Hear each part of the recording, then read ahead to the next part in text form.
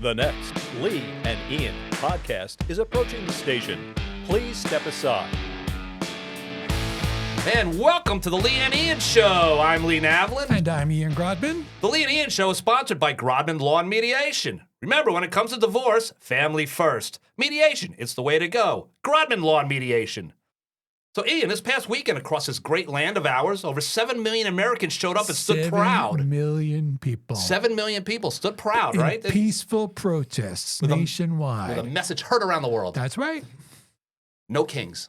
No kings. No kings. The message was pretty simple, and the pretend king posted an AI-generated video of himself dropping sewage on all the protesters. I saw that. Classy guy. Yeah, well, you know, I shouldn't say if you can't beat him, you know, make fun of him, but he can't. See, that's the thing with this guy, Trump. You know what? He acts like he didn't care. He cared. He cares. He cared. It's all about the audience for him. And you know what I liked about it real quickly? I want to get to our guest very quick because we have a fantastic guest. Yes, we do. What I like about it, and I was talking to a friend of mine, I said, you know, I work out of an office. I'm on my own, a solo office. You know, I have my wife. I don't socialize much. He said, going out to that, I was reminded that I'm not alone. That's right. It's very important. People needed to see that. Right. So people who are kind of smirking at it a little bit, this was an opportunity for people to be amongst their own, to say, hey, you're not alone. I know you're down. I know you're not feeling right about things. Well said, Lee.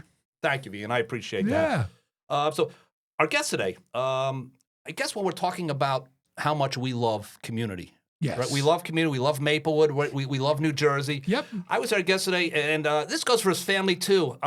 His mother, his wife, they have been fighting, along with our guests, to make tremendous strides for decades when it comes to right and wrong, left and right. Exactly. Why don't you introduce our guest, Ian? I would be happy to. So I'm very happy to introduce our guest, my friend Nick Romano. So for those who don't know, Nick Romano grew up in Maplewood. He grew up the son of the Democratic chair of Maplewood for decades, I believe it was. Back when Maplewood was a Republican town, right? It was a different world back then. So he's grown up in Democratic politics. He has worked for the county for 42 years before Essex he County. recently retired from the clerk's office. He is married to the mayor of Millburn, Annette Romano, who is going to be honored later on this month by the Essex County. But Nick is an impressive guy himself. All these years that he's worked in politics, he is a big Seton Hall fan. All right. Maybe the biggest Seton Hall fan that there is. Has his own podcast. So we're going to talk to him about all of that today. Nick, welcome to the show. Thank you, guys. A pleasure being here. It's good to have you. Nick, I want to talk about, let's just talk about your wife. She is running right now. She's a mayor of Millburn, Yes. and she's running for re-election. Okay, and now you've probably seen the signs, Romano and Cohen, right there up and down, Yeah. All over the place. right all over. Talk a little bit about your wife, and talk a little bit about Millburn, and talk a little bit about, how proud you are of her. Yeah, so let me start that I got involved in politics because of my mom, Mary Romano. I grew up 157 Parker Avenue, and when we started, Maplewood was 5-0 Republicans. Bob Grassmere was the mayor of the time. Yep. He was the mayor for like 100 years. Yep. And it was, all staunch, white men Republicans. And it was time for a change. And I remember, I think I got involved in my first campaign right after Watergate. The tide was changing. There was a gentleman by the name of Mikie Sherrill that was running. Yep. And the Democrats at that point couldn't do mailings. Right. So they did lit drops. So my mother loaded me up on my bicycle. I think I was 14 or 15 years old. And I started going around the neighborhood doing lit drops. Yep. I then ran into a gentleman by the name of Carmine Gerardo, who was also doing lit drops. And he was the uncle of Mikie Sherrill. Okay. So I hooked up with him. We went back to my house, got the blessing of my mother, and then we went out, and that was the first campaign I ever worked in. Yeah. Now, that was grassroots because Mike's other uncle was a mailman in Maplewood. So he told everyone on his route and all the other mailmen, vote for Mikie Sherrill. Yep. And for the first time in the history of Maplewood, they had a Democrat elected to the township committee. And this was right in the fantastic. 70s, early 70s. It was right after Watergate. I think Gotcha, the town was changing. Right, And yeah. So then what happened was they kept trying, and it took them a while to get a majority. But growing up and all that, and I became, when I got old enough, I became a county committee in Maplewood. I was their treasurer. Mm-hmm.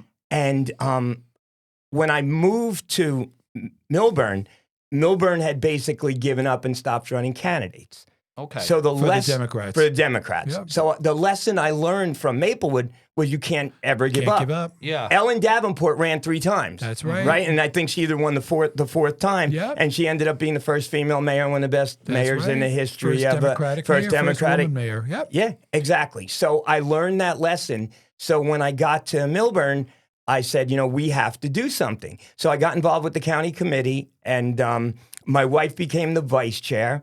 And she came up to me and she said, I have this woman that wants to run, and her name was Lorraine Brennan Barack. And I said, Annette, I've never run a campaign in my life. She goes, but you've been involved in a million of them. Can you please do me this favor? Right. So I ran Lorraine's campaign, and one caveat is Lorraine's ex-husband was Martin Scorsese. Okay. So, and Annette went to school with Kathy Scorsese, and that's how Annette and Lorraine. And they got Oh, to be cool. friends. And they got to be friends. So I had no idea what I was doing, but I learned and I studied, and I got Tom Barrett, who you know, involved, great political operative. And Lorraine ran against Tom McDermott, and I'm friends with Tom, but Tom was the Republican mayor, kind of a younger version of Bob Grassmere. And Lorraine did well, but she lost. But that's fine. but we got our foot in the door. Right. And then Annette ran the next year and lost, and then ran again and lost. And then I became the chair, and a gentleman by the name of Dan Baer contacted me, and he wanted to run, and he ran a great campaign. It was 1 against 2, and he beat Tom McDermott's partner, Linda Seelbach. So Dan Baer then was the first township committee Democrat in like 40 years. I think back then when Maplewood won, Millburn had also won during Watergate, somebody by the name of Ann Cooper. Okay. But it's been years. And then the following year, we ran Ellen Steinberg and Jimmy Sewell, and they won. So now all of a sudden we had the first Democratic mayor in the history of Millburn. Right. That's great. So Good work. Yeah, thank you. So then I got busy with life and children and everything, and I stepped down, and it fell off for a little while. And then Annette stepped in and became chair and did a really good job and got it to be a 5-0 Democratic majority. Fantastic. But Annette's been a volunteer her whole life. And even in her job, she worked for the American Red Cross, the Millburn chapter. And one of the things she did was she worked in her food pantry. And when the chapter closed, so did the food pantry. And that bothered her. So she looked far and wide.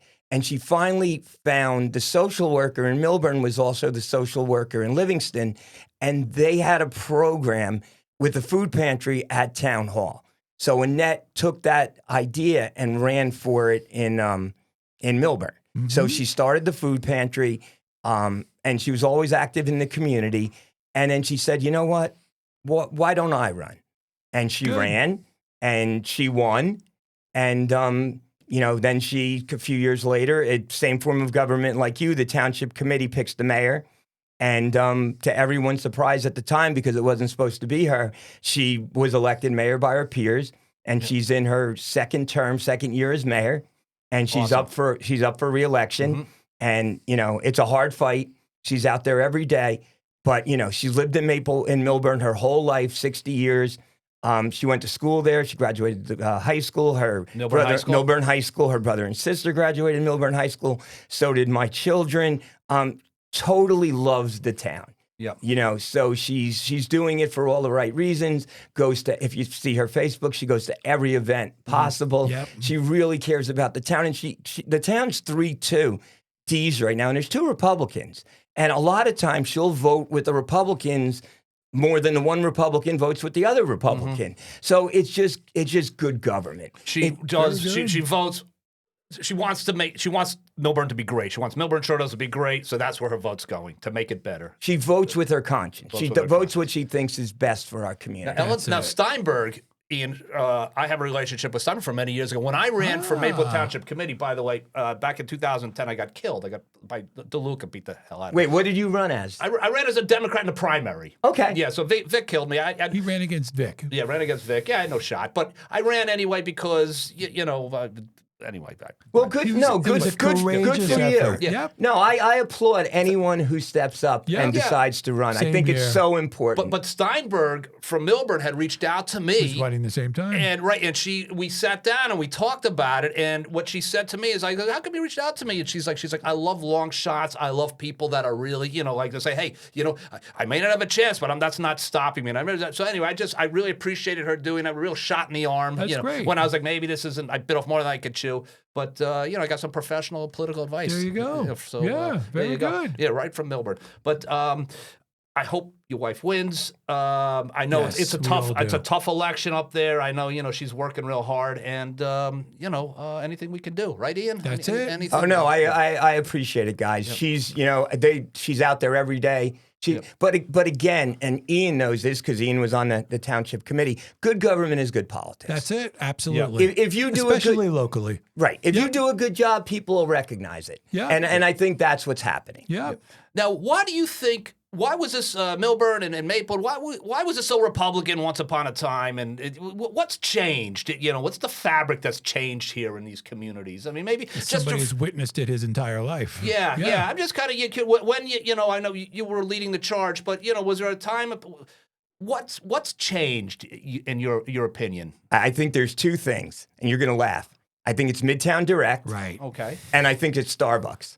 Okay. Once a Interesting. town just think of the towns with Starbucks. Right. Yeah. Good point. Good It point. did take a while for Maplewood to get one. It took a long time for Maplewood to get one. like 10 years, But That's it. yeah, but but your mom was there, so she's running the Maplewood Democratic Committee once upon a time, and were they getting candidates to run, in Maplewood, or was it like any? Because now it's like Republicans don't even throw a guy out there anymore. Was that how it was like with Democrats before your mom really started to push the envelope? Well, actually, my mom got involved. There was a gentleman, my neighbor across the street on 166 Parker Avenue, Mike Duffy, and it was a different district. Okay. So Mike Duffy was the chair, and Mike got my mom involved, and my mom was the vice chair. And their mantra was, we have to run people. Yeah. We can never not run people because it's just giving up. Yes, right. And then I looked at it when I came to Millburn, that one year when Bill Clinton was on the ballot. Bill Clinton won Millburn, believe it or not. Yeah. And the Democrats didn't have anyone to run against Elaine Becker, and I love Elaine Becker now. But, so why would you just give them a free pass? Right. Yep. So, Right. I mean, I worked on Roger Desiderio's campaign in Maplewood. Roger ran. Big fan of Roger Desiderio. Bill Gold ran. Is that his name? Bill Gold? Bill Gold? Bill ran Gold. As a Democrat? Bill Gold ran. I didn't know that. Okay. He's not a Democrat anymore. Well, you know what? He was on the school board. Or he's run for school board a lot since I've lived here. Okay. And it just seemed to have more. So maybe nonpartisan now. No, maybe Bill ran. Bill ran as a Democrat. I Okay, remember that. okay. Yeah. Yeah. Okay. Yeah. So Fred Profeta. Did you know Fred back in the day? Well, Fred was was a interesting, Republican right? back Because then. Fred was a Republican. No, Fred was a little bit old. Oh, Fred's a little older, but I just got a text from Fred to correct me. God. Fred says he's younger. So anyway, Okay, but Fred. He might not admit this. Fred was a Grassmere Republican. Yes. Yeah. And then He admits it. He does. oh, okay. Yes. And then I think he ran for my memory. As an He ran independent. against David Humer. Yes. David Yeah. Humer ran as the And Democrat. there was- Fred right. ran as an unaffiliated independent Right. candidate. And you guys had a reval going on at the time. That was right a around the year or reval two time, later. maybe. Yeah. Yeah, right. So Yeah. I remember that David did really good on this side of Maplewood. Right. Because I remember, for the clerk's office, I think I was in Maplewood Town Hall helping them get the numbers that night. Yep. And it was crazy because certain districts, Fred would win 2-1. That's certain right. districts, David would win. I never That's saw an right. election, Ian, like that. Yep. Ian and Lee. Yeah. Right? Yep. now was that just Fred running against Humer? Was there another candidates running? Do There you was a remember? Republican.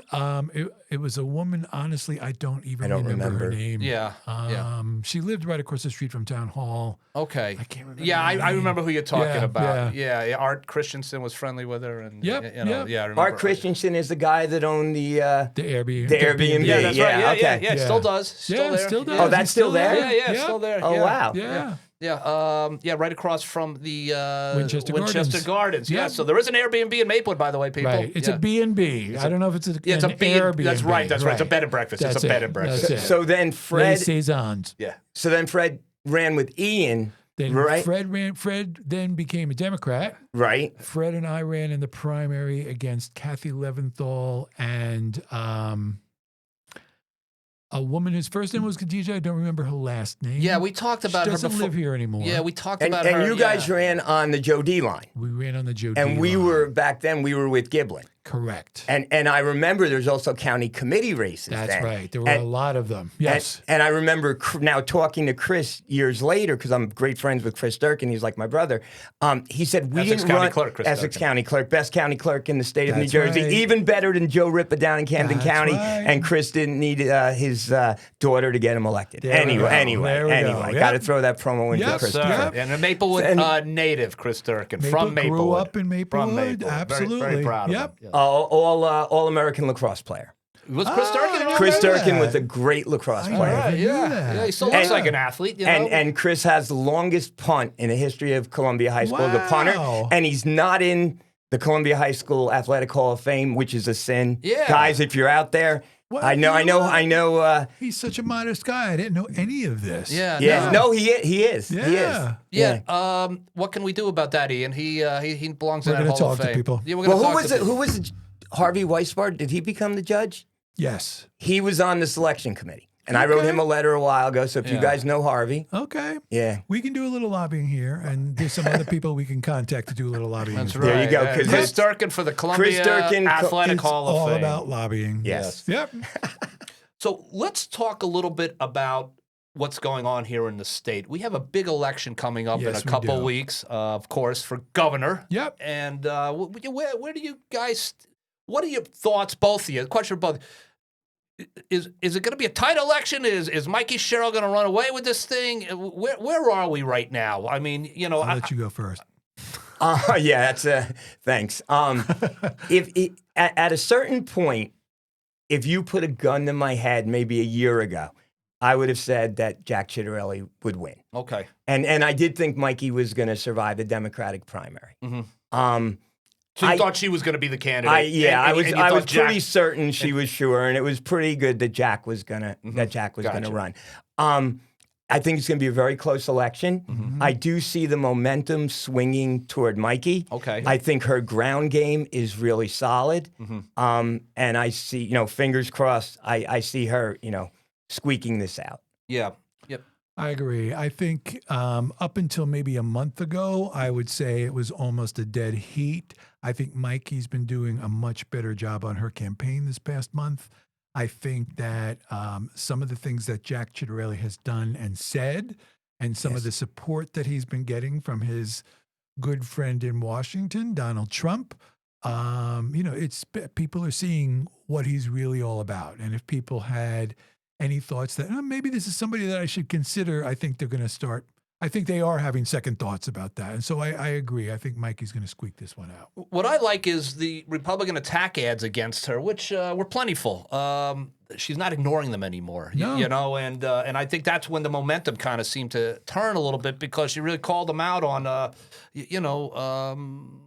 like this. Mikey can be angry in a very likable way, right? Yeah. Which is a hard thing to pull off. She does that well. Yeah, and I just think sometimes, you say, well, I think she's a very positive person. I Yeah. think, but I think once in a while when you're dealing with this, it's like, all right, you know what? Let's. I'm gonna have to hit you back. That's it. Hit you back And with a she's shovel. been doing it. I think Ian made a good point. I think likability is so important.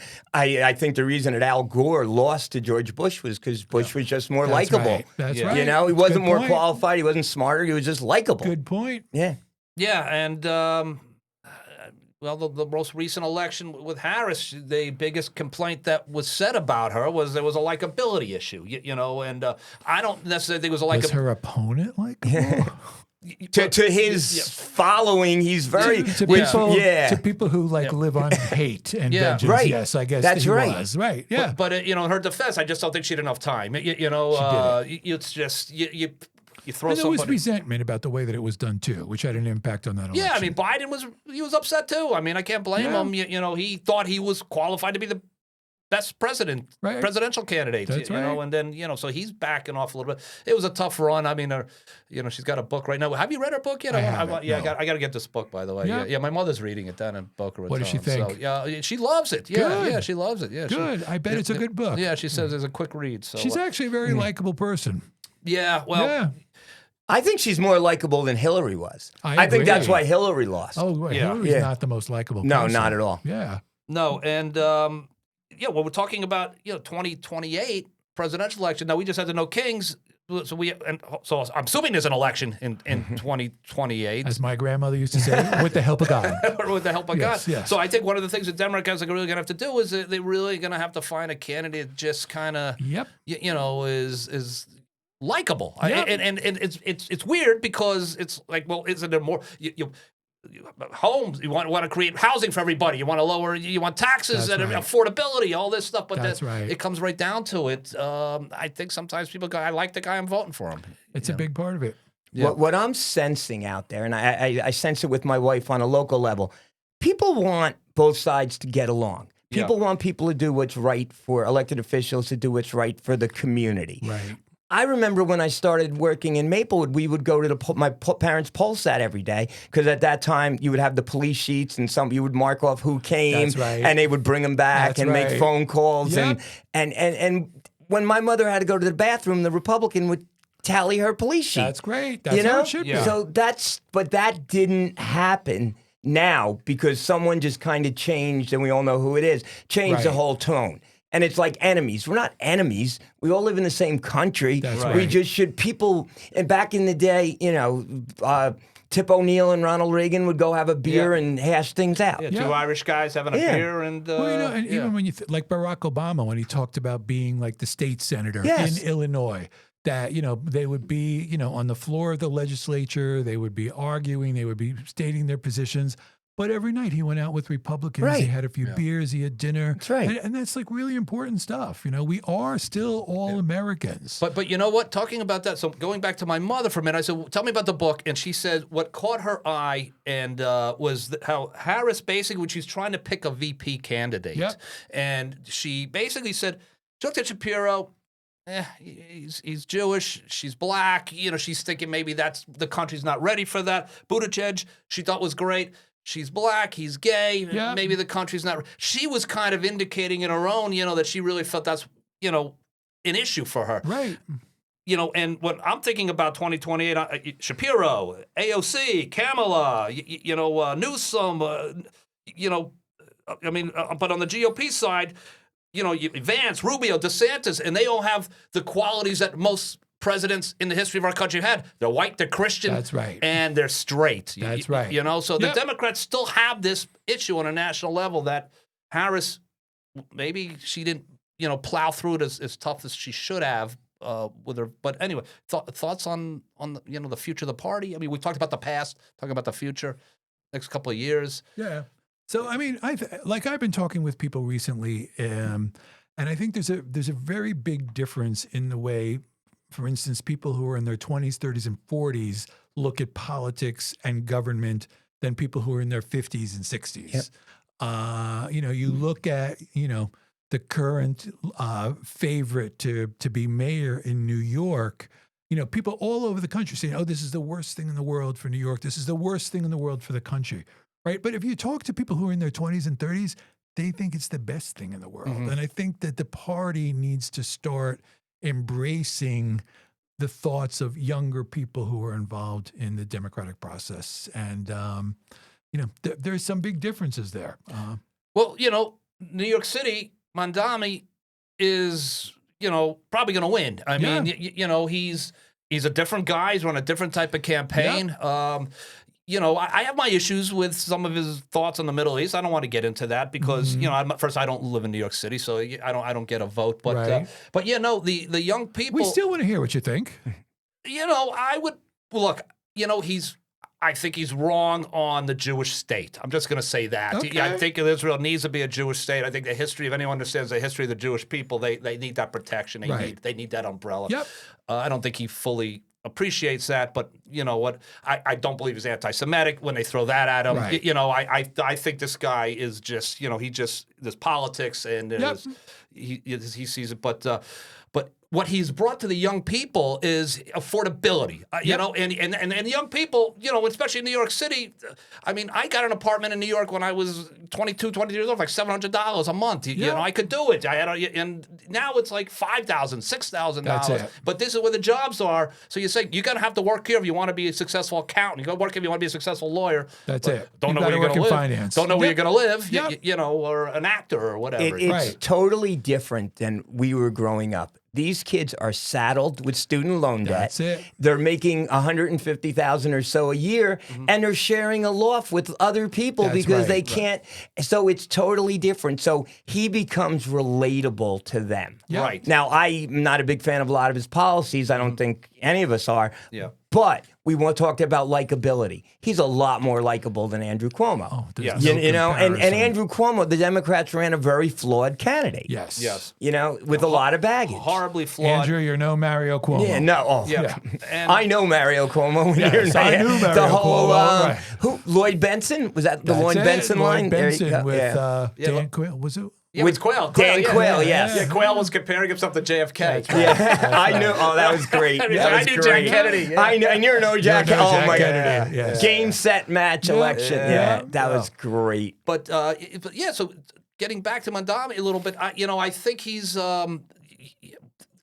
you know, and of course the Republicans going to hit on. He wants a free store, free supermarkets. I don't think that's basically That's not what he's looking for at all. right. You know, a Yeah. free bus. How free bus is going to work? It's going to be, you know, but I don't know. So, but he talks about affordability, and I just think that the Democrats across the country, that's going to become a theme It is. once And he wins. Mikie Sherrill has been talking about that, trying to change some of the laws in New Jersey for building new homes, right? Because of the whole affordability issue, Right. which is a huge issue. It's very difficult for young people to afford to buy homes in New Jersey. It's difficult for anybody to afford to buy homes in New Jersey. And Mikie Sherrill's been talking about that. And some of Mikie Sherrill's plans include changing some of the laws to make it easier to build newer housing and more affordable housing. Yeah, and consider what's he? I don't even know where he stands on that on affordability. I don't know. Is it something that's not even crossed his? I mean, To be honest with you, I don't know. I haven't heard him say anything. Yeah.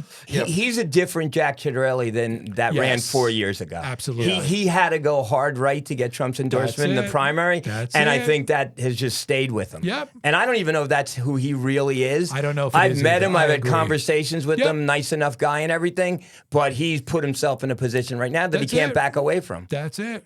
Yeah, I mean, you know, he doesn't need.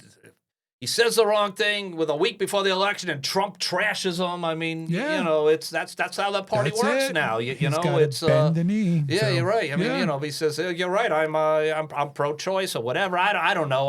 He Which goes is too fine with me if Right. he bends the knee. right. Yeah, he goes too far in what you know. But What's amazing with me with Trump is he basically chastised, made fun of Marco Rubio, Yep. little Marco, Yep. basically said that Ted Cruz's father assassinated the president. Yep. Yeah. You know, John McCain was a war criminal, not a That's war. it. Yeah. And it doesn't stick. Nope. And these people go back to They him. love him. Like, I don't he get it. attacked the Capitol. I mean, you know, Yeah, right. But that didn't happen. That's going to be like erased. It never happened. Yeah, Right. I mean, He destroyed the White House this Yeah. week. You know, it's just one hit after another. Yeah, and it's funny. Pence, who you know who turned out to be a nice guy, the vice president. You know, he was. The guy's hiding in the Capitol, That's and it. afraid for his life. He calls Trump up, help. That's help. right. And Trump says, like, go get him. right, yeah, go get him. Yeah. So, but look, you know what? Trump is there. I do believe Biden was slipping. I think he was slipping to the point where the Yes. Democrats had no He choice. should never plan to run again. No, he should have run again, and that was a mistake. That was a mistake on the national party. I mean, but Mikie Sherrill was one of the first people who said that he shouldn't run again. did she say that? Yes. Okay, yeah. So that's right. She got heat for it too. Yes, she did. Yeah, she got heat. Like, Yeah. what's going on? But, That's right. So she's, yeah, very interesting. Now, her military background. What do you think? Now, there's a local group here, Ian, and I'm not going to mention their name, but they took umbrage with the fact that she had a little helicopter on her her lawn sign. I think her military record is outstanding, and I think if I'm her, I'm wearing that. Yeah, I'm proud. I served this country with great honor. And thoughts on that? On her. I mean, is that something that she should in her back pocket, or is it something loud and proud? I ran into Mikie in the Hall of Records, and I was wearing a green Notre Dame shirt, and I think it was around St. Patrick's Day, and green Notre Dame shoes. And she went to the Naval Academy, as you guys know, and she's like, "How are you wearing that? That's our rival." And it didn't connect because I'm a Notre Dame fan, and I'm like, "You're not our rival. USC's our rival." And I said, "You guys haven't beaten us in 20 years. How can you?" And she started laughing. But you wore your colors with pride. But I think she served our country well. Yeah. She wall breaker, right? She tore down walls. Yeah. She was she had to be one of the first females ever to be a fighter pilot. That's right. Yeah. That's great. It's unbelievable. She's a war hero. Yeah. Yeah, it's a war hero. And But I think for anybody who has some complaints about the fact that she served in the military, right? Like that. I mean, that is the ultimate service that you can give Sacrifice. to your country. Yeah. But she wasn't just a fighter pilot. She wasn't just, in the trenches fighting. She also advanced in the military where she became a Russian policy analyst, right? She was helping to advise people or advise our government how to deal with Russia. Right. So, she's done some pretty amazing things. And she went to the U.S. Attorney's Office, right? She's got an incredibly impressive record. And I mean, anybody who's going to say anything bad about her record, I don't get it. Yeah. Especially when you look at their lack of record. That's right. Right? That even makes it laughable. Yeah, exactly. Talking about the Democrats on a national level, now, we're talking about New York, and we're talking about young people more involved. My son is 26. Ian's 27. And 20. Yeah. I think your son's a bad influence on my son. He's 27. My son's 26. But they've been buddies since a little kid. Yep. But my son believes that it's time for Pelosi and Schumer get lost. We need the next generation. Do you guys think AOC is going to run for Schumer's spot in the Senate? He asked me to ask you guys this question. Yeah. I think she will. Maybe not in the next year or so, but I think she will. And I actually believe that she'd be great in that role. Mm-hmm. Yeah.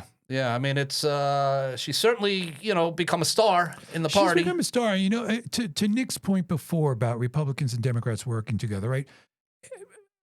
She is known as somebody who is very progressive, very far left, and she certainly is. But she has also worked on legislation with Republicans in Congress. And she does it. She's done it several times. So she is somebody who knows when it's important to reach across the aisle and reach with people on the opposite side. And I think, that's the sign of a great leader. You got to know when to hold it, got to know when to fold it. Right. And so forth. Yep. Being a U.S. Senator is the greatest gig out there. I agree. Right? You have a 6-year term. Yep. There's no term limits. No. Like no one ever steps down from that job. Right. So, I mean, I see Schumer looking at her and seeing a potential problem there. Yeah. And you said, you said, when is it time? No one ever takes it's very rarely does someone ever, step down to, before it's just, That's Well, right. No one does like who was Until in a they have football. no choice. Barry Sanders a year too early rather than a year too late. Right. It just doesn't happen in the United States Senate anyway. No, because you don't have a 350-pound lineman about ready to knock your head off. But you do have the American people perhaps ready to knock your head off. But I mean, and again, and going back to Biden, I know it's an election past tense, but I could see why, he didn't want to step down. And people he was power hungry. He wanted to hold on to power. His wife was running the show.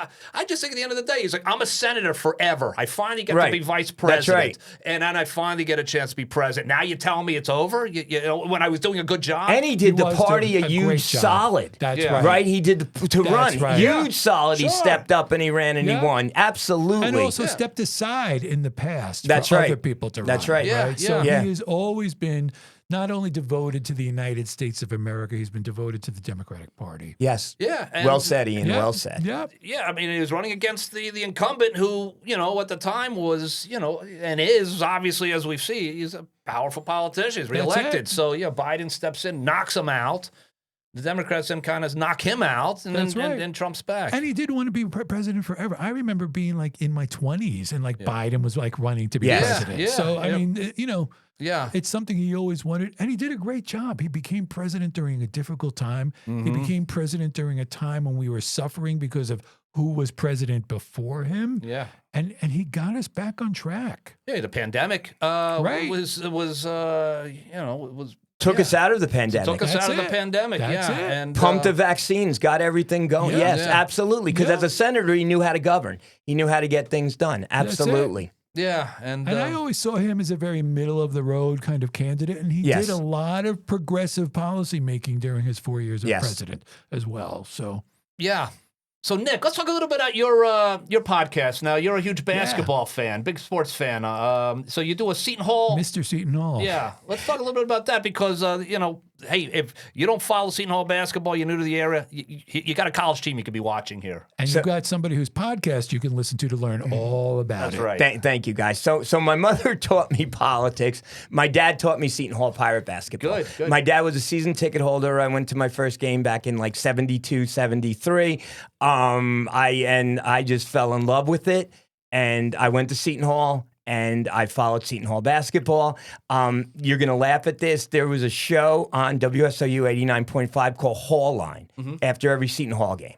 And starting when I was 12, I would call. Yep. And now that's I'm great. 65 and I still call. That's and I great. never Yeah. stopped. The only time I stopped calling was for 1 year. My son was a manager of the basketball team. All right. And he's like, Dad. conflict of interest. Yeah, well, exactly. He's like, like players are over my house having dinner with me, and then you're going to go on the air and talk about them. Right, So right, I stopped, and then people were literally saying, one guy from, do you know Dave Carew from Maplewood?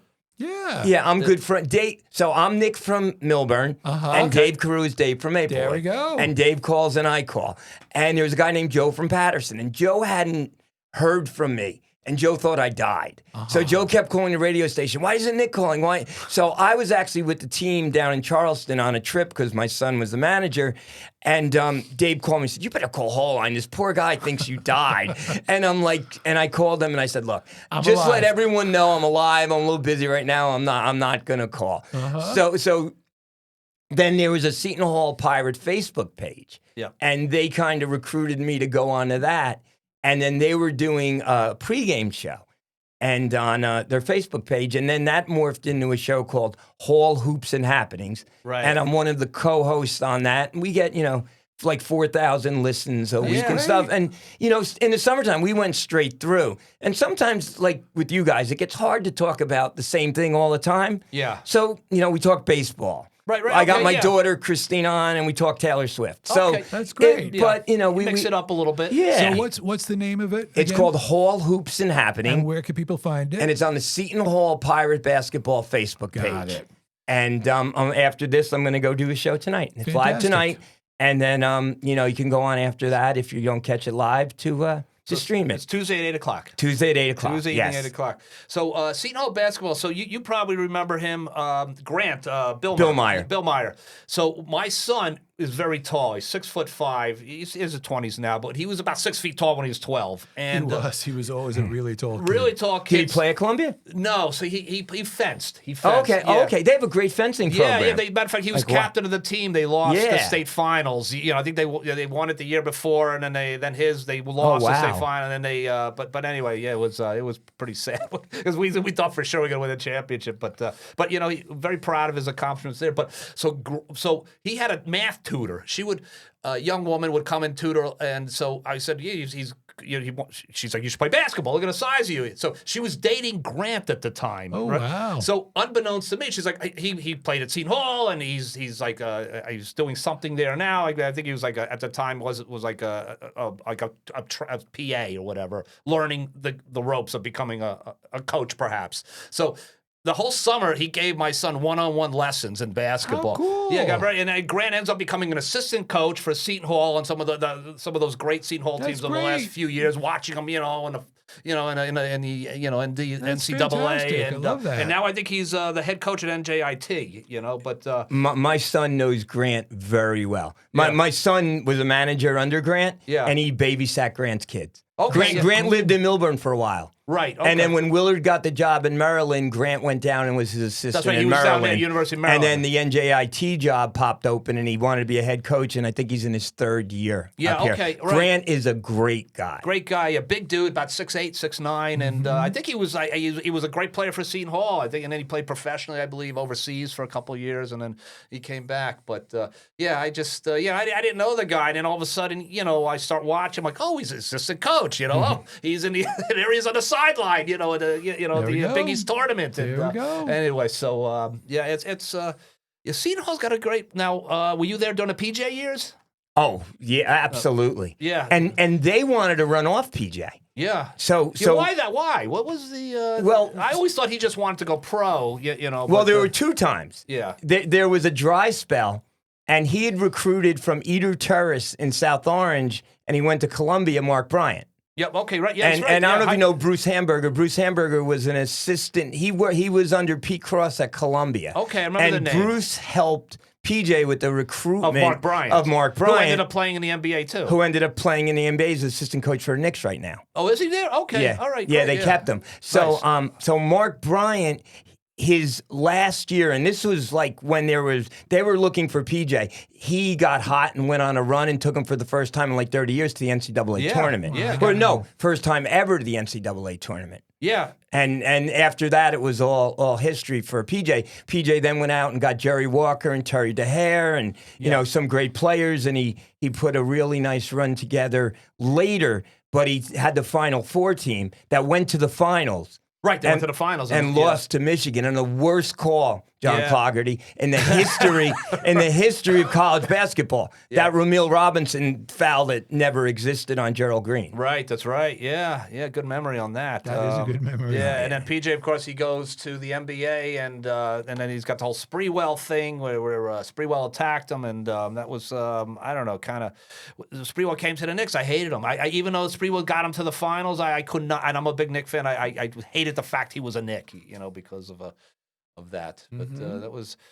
Good times with the Knicks back in the 90s. And then I think we're you a Knicks fan? Huge Knick fan. Okay, yeah, Knicks a Knicks fan. That works. What do you think about getting rid of Tibbs? You know what? I was disappointed they got rid of Tibbs only because I don't think they got the head coach that they thought or they were planning or trying They to didn't get. have a plan. Right. I just assumed that they, when the way they got Brunson, Right. they were going after Kidd in the same Right. manner. You Right. know? Like, hey, we got a backdoor deal with Kidd. Right. So I thought he was going to be the coach. It's not, it's Brown now. So I'm a little bothered with it. Is Brown a better coach than Tibbs? That's the $1 million question. So I think the Knicks became totally analytics. Leon Rose was so into that. Yeah. And Tibbs wouldn't follow the analytics. Yeah. But Tibbs took them from a disgrace to a Final Four team. Yeah, And, right. 100%. He had them just a couple wins away from being in the finals. So now they hired a more offensive coach in Mike Brown, and we'll see. Yeah, and I love everything Rose has done. And Ian's like, are we going back to politics anytime Okay. soon? Yes. Sorry. For this one, I'm sorry. kind of like. Sorry. But the whole thing, I think the Bridges trade, which I loved at the time, I think maybe all those draft picks may prevent them from getting the star out of Milwaukee. So that's Going to be interesting this Yeah, year. so- Tomorrow night it opens, Cleveland at the Garden. That's right. So getting back to politics, which we're a political podcast, Ian. Yes. So you have predictions for what's going to happen gubernatorial election? I mean, did you? Can you? Is it okay to make a prediction? I think we can make we? predictions I predict Mikie by 4 points. by 4 points. It's funny you said that. I was just going to say Mikie 52, Shadarelli 48. There we Yeah. go. Yeah. Yeah. Yeah. So it's really important everybody get out. But it's not over till it's over, right? So Yeah. people still have to come out and vote. Ian Grodman and Nick Romano might know a lot about what's going on locally in politics, Yeah. but we're not the be all and end all for sure, right? So everybody get out there and vote for whoever you think is the best candidate. Oh, absolutely. But the most important thing, and I learned this from the clerk's office, just vote. Yeah. Absolutely, just go out and Yeah. vote. No one in the clerk's office or anyone cares who you vote for. They will do anything in that office to help you get your vote There by we mail go. and to make sure, because that's what everyone wants, and One that's of what the makes reasons that Chris Durkin is so highly regarded statewide for Yes. his job as the county clerk. Yeah. Yeah. Yep. Look, if everybody, I had a teacher back in high school. I remember he was a political science teacher, whatnot. And I just remember he said, if everybody would vote, we would always have the best candidates at these jobs. That was a good teacher. Yeah, so he goes, if everybody voted, he says that's the problem. He goes, not everybody votes, and then we get shitheads. Right. So that's good. Good point. So anyway, Who was it? That I think from West Wing, Jed Bartlett said, "Those who decide are those who show up." Yeah, That's right, it. right, yeah. Showing up. You Yeah. got to show up. That's for almost everything in life. It is. It is. Yeah. Right. Yeah. Yeah. Yep. All right. So I guess we're gonna wrap things up, Ian. All right. Nick, That sounds good to me. Yeah. So Tuesday, 8:00. You want to hear more sports? Okay. That's it. And we have Seton to have Hall. you on. I would love we to- got to have you on. I'd love- Absolutely. I will set that up. Oh, that's That's great. That's good. great. That's Yeah, great. yeah, That'd yeah. be good Ian, for you you'll to be be a shocked guest. to know how much I don't know about sports. No. And if we want to talk fantasy sports, fantasy football, things of that nature, I'm a star fantasy football player. It's time so. for you to be a guest on somebody else's podcast. That's right. That's Yes. right. Yeah, make them do all the work. So, all right. So, Nick Romano, Nick, thank you. thank you so much. Rooting for your wife. If you're from Millburn, you know who to vote for. Annette Romano. Thank you, guys. Running again. Yeah, Thank you so make much. it happen. He's a good people. They care about Millburn, Yep. and isn't that what it's about? Yep. Yeah, Thank you. This just flew by. This was great. Thank Yeah. you so much. This was Good. so much fun. Thoroughly It was great enjoyed having it. you. Yes. All right. So, Ian, until we do it again. Good night, everybody. Good night, everybody.